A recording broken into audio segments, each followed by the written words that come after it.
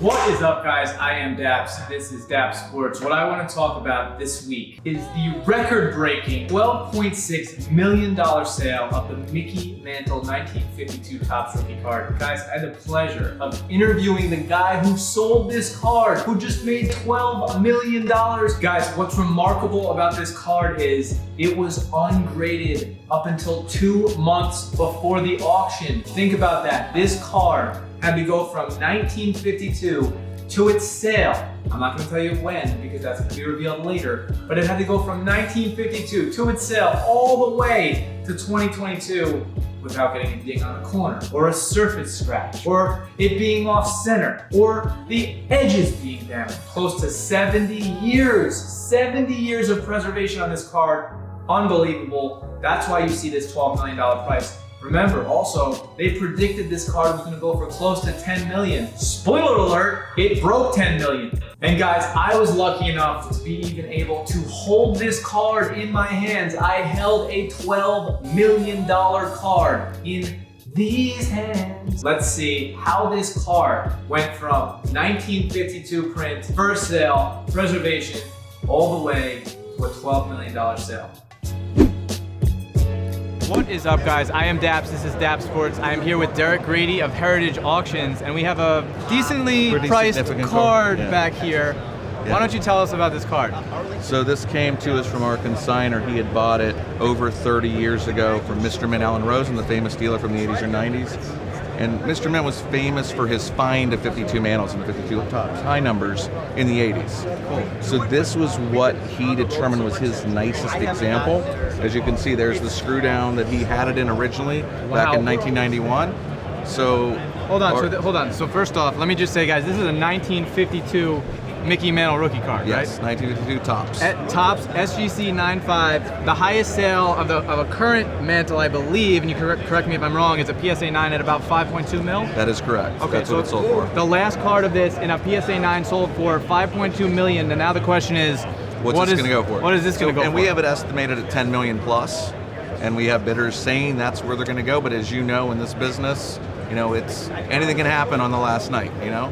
Let's go back to the screw down because I recently received into our shop on Melrose Avenue in Los Angeles an 86 Fleer in a screw down. Yeah. And a Bird Magic Dr. J, both in screw downs. Yeah.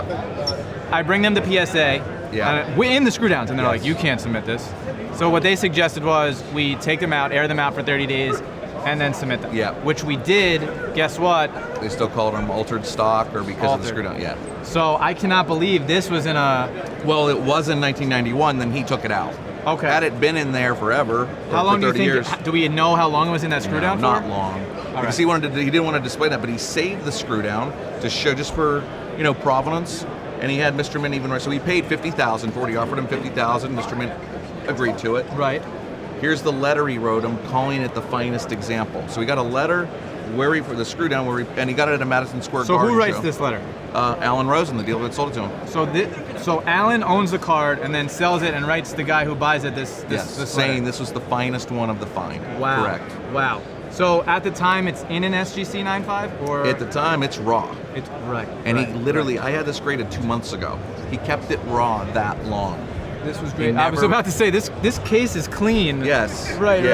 And that's because he didn't necessarily, you know, you read online about grading companies and how tight they are and whether or not he'll get a fair shake. So his concern was getting a fair shake. So he never wanted to grade it because he knew, in his mind, he had the finest, according to the dealer that did the find of the mantles, he had the finest. So he didn't need a grading company to tell him. I told him, we need to get it graded.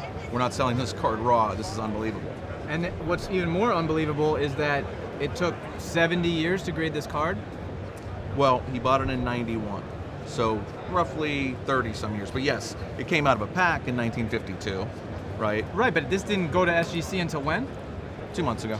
Right. So he had it for over 30 years. Raw. He had it for over 30 years raw. In his memorabilia display. But this card had to travel almost 70 years before it got graded. Correct. Wow. And yes. and we We don't know how long it was in the screw down? No, it didn't. Well, put it this way, there was no screw down damage to it because Right. it wasn't in that long. Had you kept the card like that for 30 years in a screw down, there's going to be those marks. I don't even agree with the grading companies that they take off for that because you were taught as a kid. When I grew up in the Right. 80s, I put Rice rookies and Jordan rookies. Then when I saw that they can actually take color off the corners, I feverishly unscrewed Right, like right, 200 right. screw downs and got them in card savers. Wow. Where is this card for 70 years? Is it in a shoebox? Is it in a So safe? here's how. Is So it when in Rosen, a where? so when Rosen found the card, so he found it was in the 80s, late 80s. He got a call from a guy at a flea market that had a couple of cards. He showed him. And Rosen gets a call and he's like, nah, that can't be real. That can't be real. So he drives up there the next day, and the guy's got like 36, several dozen mantles, several dozen of all the high numbers. So in the 80s, he was selling them through SCD, Okay. doing runs of high numbers. Explain what that is. Sports Collectors Digest. Okay, that cool, was the cool, that cool. was the hobby publication in the 80s that everybody got. Got it. Okay. So I'm born in '88, so I'm Oh, probably wow. like Yeah. right I'm around. 51. So this is the paper. You're like we 2 got- or 3 years older than 2 me. or Yeah, 3 yeah, years. yeah. But no, honestly, it's like that was the paper that everybody read. People couldn't wait to get their Sports Collectors Digest. Cool. So you it's know? kind of like the Beckett. Yes. before- Yes. right. Okay, and they're dealers selling items, no price guide in it, but just dealers offering items for sale. So after Rosen got the fine, he was selling the mantles out of there for like $6,000.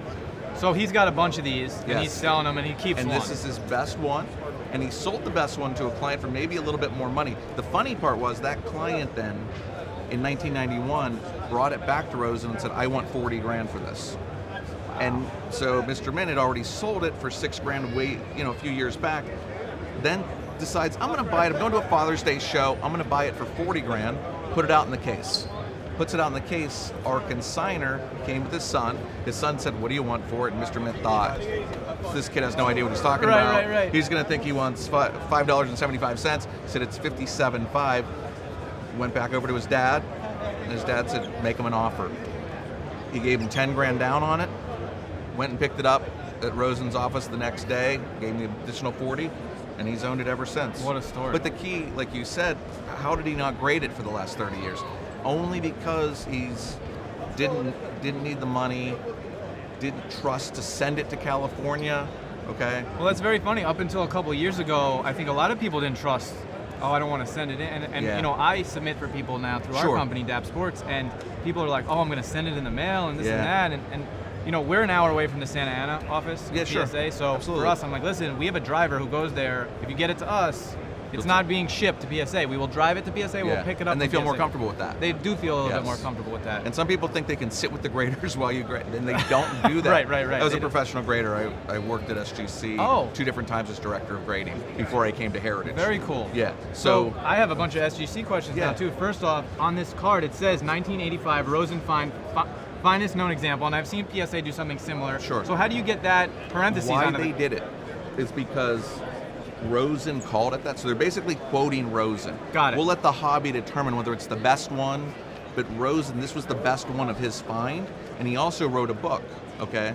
And he wrote in the book to Anthony, said, you bought the finest example, wrote this letter, you have the finest example. So SGC decided there's enough provenance from Rosen that we'll put that on the label. That Cool. Rosen said it was the finest, and obviously it's clearly one of the finest examples. Can we see the card? Can I hold Absolutely. it? Okay, cool. Absolutely. Big time. Guys, we might be holding a $10 million card in just a moment. Pretty cool. Wow. You can hold it. Wow, I guys. trust you. So, $10 million, holding this in our hands right now. Now, the centering looks great on this. It's incredible. Now, what do we think ding this 0.5? Is it You the know- corners? Is it the surface? Well, Is it when did you first start grading cards? When did you start first submitting cards? probably about 5 years ago? Okay, did you notice that it's gotten tighter over time? Of course, Yeah. absolutely. So the PSA 10s that are out there, they were all graded 30 years ago. If this Right. was graded 30 years ago, it'd be an 11. Okay? Got it. You get it? Right. So now I just think it's too hard to put a 52 man on a 10, so that's why they don't. But they had the 9.5 grade, so they put it in a 9.5. I can't complain. For We're sure. thrilled. The consigner's thrilled. But again, if this was graded back when the other 10s were, you can compare this. There's a 10 at the PSA booth right now. You could compare it. Where's the 10? It's at the PSA booth. Oh, so And if you went over there, you would see it, and you'll determine. and you think that this one looks a little you'll nicer? know. Yeah. You'll see it yourself. So, to my understanding, there's 3 PSA 10s. That is correct. Okay, so when I saw, typically in the current market, it's roughly on average, a PSA 9 to a 10 is somewhere around a 4X. Sure. Maybe a 3 to 4X. Yes. Depending on the card. Yeah. Now, when I saw the $5 million sale of the PSA 9, I thought, wow, And that was a very nice 9, by the way. And We had also- sold that previously. And now is the PSA 10 20 mil? That's what I thought in my head. Is it 15 mil? Well, right? you know what? Some of the guys that have the 10s know there will never be another 10, so they can ask for whatever they want. And they all happen to be rich, so they don't need the money. So I don't know that they'd even sell it for 20. But okay? you might argue that this is more valuable than those. I would Or not. argue that it's at least better than 2 of the 10s, and yes, more valuable because it's better grade. But you know how people buy the flip? For sure. They see that red flip and it says 10. Yep. They could have a hit corner and they're still like, oh, 10. For sure. But a You know, true collector. A true collector should look at the card inside the holder regardless. We know there's 3 really legitimate grading companies, but you still want to keep them honest and look at the card. This doesn't disappoint. More people are saying, why isn't it a 10, as opposed to, oh, that should only be a 9. Right. Nobody's looking at it saying that it should only be a 9. They're more looking at it, why isn't it a 10? And it's really hard to say, well, maybe there's a little time. I mean, I haven't seen the 10s, but this is centering. obviously the cleanest Mickey Mantle. It's not even when close. you go over to the PSA booth, ask to see the 10, you'll get an image in your mind of what it looks like, and I'm telling you, I don't see how you won't determine this one's nicer. And I'm looking at it. I mean, maybe the top right corner, is that what the I don't know what you got that This half. is for, yeah. I mean, I'll have to ask SGC again. Maybe they'll still do it. Now, in your experience, and the only reason I ask this is, a lot of people, PSA has become the most trusted, right, and the most submitted The biggest to brand. The biggest brand, we'll Yeah. call it, right? The Sony Yes. televisions, Yeah, right? Is PSA, absolutely. right? Now, some people are reluctant to send to SGC, and listen, I understand too, because the market on eBay or wherever you're Sure, selling absolutely. at, PSA 10s go for a little bit higher, right, Absolutely. than an SGC 10. What would you say to somebody who's reluctant to send to SGC over PSA? Well, I would say they have the half grade. Right. So if they grade this a 9, there's 6 PSA 9s, there's 2 SGC 9s. Now this is in a sea of 9s. It's lost in a sea of 9s. And maybe half the value. I can tell you this: a 9 we were going to estimate at 6 million, maybe even 5. As soon as it's got a 9.5, we put the estimate at 10 million, Yeah. and it's going to go north of that. Okay. Sure. No.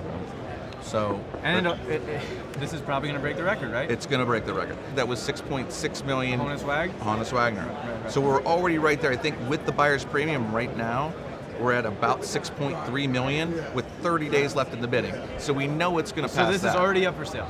This is already online at ha.com. And it ends on what day? August 27th via extended Wow. bid. You know how that works. For sure. So well, explain that to people who might not know. Okay, so extended bid, you bid now, you have up until 10 p.m. Central Okay. on August 27th to get an initial bid. Right. 10 p.m. Central, a 30-minute ticker appears. Okay. Only the people that have bid on it that month, that Can far, bid if they can want bid another in, chance in at it? overtime. Right, Okay. right. So And then 30 as soon- extra minutes. 30 extra minutes. As soon as it takes a bid, clock restarts. Okay. People can keep bidding, and you know how that works. It's fun. It's crazy. Right, You know what I for mean? sure. You could turn off your computer, say I'm done bidding, shut down your phone, and then you're like, you have 30 minutes to anguish about it and be like, now I'm gonna get back on and bid. And that's real entertainment. That last 30 minutes. Oh my God, I can't wait till August Yeah. 27th. I can't wait. Yeah. So It's gonna be a lot of fun. does the whole crew kind of hang out in the office for these things, or like how does it You go know, down? Yeah, we at have an ops auction? people. Yeah, we're pretty much, it's not the live thing where you have people throwing up paddles, right? We're in Right. we're in our own offices working. I'm going to be talking to bidders on the phone. Okay. Looking at the recent bid screen, seeing bids come in. And I'm just going to be like, we just had a Muhammad Ali belt. I imagine it like Dude, the stock crazy. market floor. Yeah. Well, yeah.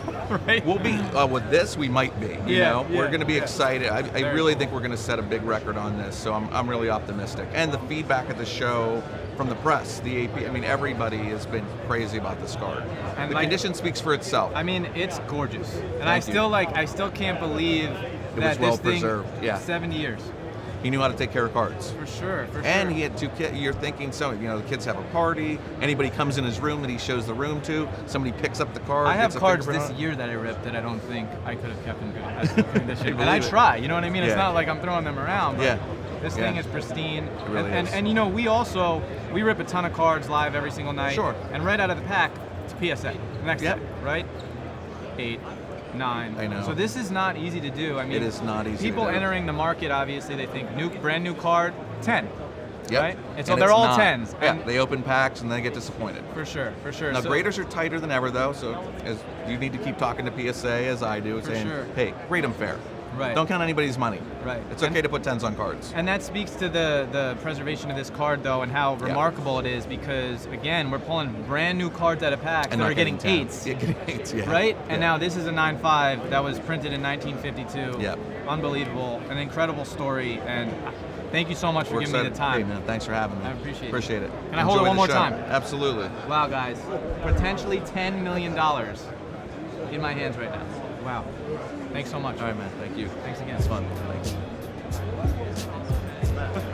Now let's talk about grading a little bit. PSA, SGC, BGS, Beckett, they've all gotten a little bit tighter with their grades in the last couple of years. Why? Because so many people are submitting cards now. So if there's 10x the amount of cards that have been submitted, that means they're receiving more cards. We want to preserve the market. Not every card can get a 10. Guys, over at Dappz Sports, we pull fresh cards out of fresh packs every single night. We sell them to PSA. Sometimes they get a 9 right out of the pack. Sometimes they get a PSA 8. We've seen cards last week get a PSA 6, a brand new card. So for this card, this Mickey Mantle card that was printed in 1952 to go 70 years and receive an SGC 9.5 is absolutely incredible. I don't even know why I got a 9.5. There's 3 PSA 10s in existence today of this Mickey Mantle print. This was an SGC 9.5. So what does that mean for the PSA 10s? Are they worth 20 million? Are they worth 25 million? Are they worth 15 million? Time will tell. But this was a remarkable sale.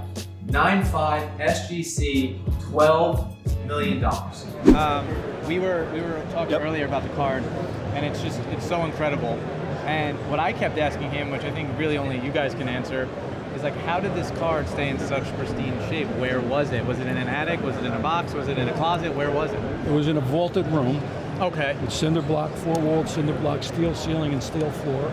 And in the dark, in 30 years, I don't think it saw more than... This is in your home, or this is in a... This was in my home. Okay, cool. And 30 years, if we took 100 of our friends and family in there and we spent an hour in there, saw 100 hours worth of light in 30 years. Wow. I don't even think you took it out of the Nobody ever case, touched it. though. Yeah. Now, you've been a card collector your whole life? No, my son Anthony was running around somewhere actually, and Ralphie started me in it back in the mid-'80s. Okay. They would look at baseball cards, and I'd come down and I'd say, what do you think about this player? And he would start rattling off, he's got this many home runs, this many RBI, blah, blah, blah, blah. It's pretty cool, pretty impressive. There was only 5 at the time. Tops, Donruss, Fleer, that was it. Right, it Not was like easy. This is crazy. But what... Did you have the presence of mind back then to put it in that room? Like, that's where, like, I'm like enamored, you know what I mean? All my balls, all my cards, I mean, we would walk into a show with Mickey there, and I'd walk in with a couple dozen baseballs. This is in the 70s? No, or? mid-'80s. Okay, Mid to got it. late 80s. And I would have yellow stickies on them, Merry Christmas, Mickey Mantle, Happy New Year. One of the balls that's over there that he really wouldn't sign for anybody, but since I had so much, he signed his, he holds a record for strikeouts, 1,710 strikeouts. And he signed this over there. Not a record you want, right? Mickey knew him. I think the first time he signed something for me, he charged $2. And then before he passed away, Now, back then, what was that like back then? well, What's it it's- now? $10, $20, $100? Yeah, I think it was $25, right? $25 to $30 when he first started signing. I got him for Right? 2. Then when he died, we were paying. But you were eager to pay 65. too. You were like, Oh, yeah. How many $2 can I pay, right? It's not cool. And it was printed in 52, and you bought it in 91? I bought a 91. 91, yeah. I mean, the He fact that found it it, what, in the lasted 80s? from 52 to 91, like, who had it before you who's keeping it? Because that's a 40-year span right there. Well, exactly. Well, sold it, what and then he happened bought it back. before me, the fellow in Boston that Alan Rosen found, his dad was a salesman for Tops. Got so it. when his dad passed away, they threw him up in the attic. That's when Rosen flew out, found I think 75 Mantles in that.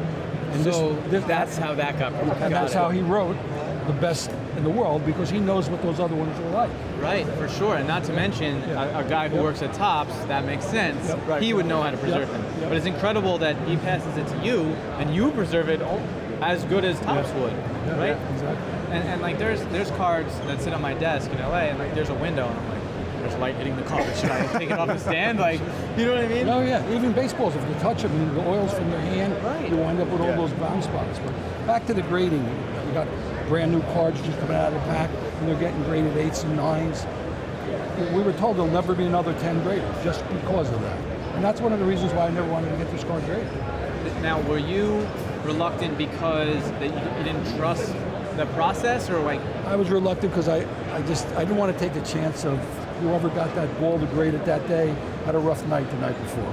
Sure. And you know what? The ball was a 10, but I think I'll make it a 9. We make you gotta remember, this is the only 9.5. And it's So really that's gotta tell you subjective. You something. think about it. It's just subjective. It's So not the like grader, it goes right? through Yeah, like a that would cost people process, millions of dollars. science or anything like that. We It's make a just- joke that some people say, what's the difference between a 9 and a 10 to me? And I go, did the guy get in a fight with his wife in the morning? Yeah. And because I've seen cards that are 10s and they say 9 on them, in my opinion, and cards that are 10s, and I'm like, how is this What's a the 9? difference? And I'm Right. looking at corners are sharp, and you know what I mean? There's no surface I'm scratches. so glad you said that. Give me one of your cards because Take my cell, how about that? I don't have a card on me. But Yeah, perfect. are you ever in LA? I'll be there second week of September. Yeah, I would love to have. We're going to start a podcast pretty soon. I'd love to have you guys on, and we can set it up in New York if we have to. It's been a pleasure. Please text, call me. Nice I'd love to meeting talk you. to you guys too. again. Good luck, man. Appreciate you guys. Yeah, very cool. So I'm going to follow you. Yeah. Guys, it was a remarkable experience being able to interview both Anthony and Ralph. Hopefully I'll get to do a follow-up interview with them. I'd love to see how they feel after this sale. I can only imagine how ecstatic they must be. $12 million in the bank. The funniest thing to me is that these guys didn't trust PSA enough to send it off to get graded, or SGC, or any grading company. It wasn't just PSA. But the fact that they were so untrustworthy of these grading companies and had the presence of mind to keep this card preserved all this time is truly remarkable. We'll see if I can get them into Dappz Sports on Melrose Avenue. That's where we are shooting right now, guys. Maybe I'll get Ralph and Anthony out here in LA to talk about this story in the upcoming months. Till then, catch you later.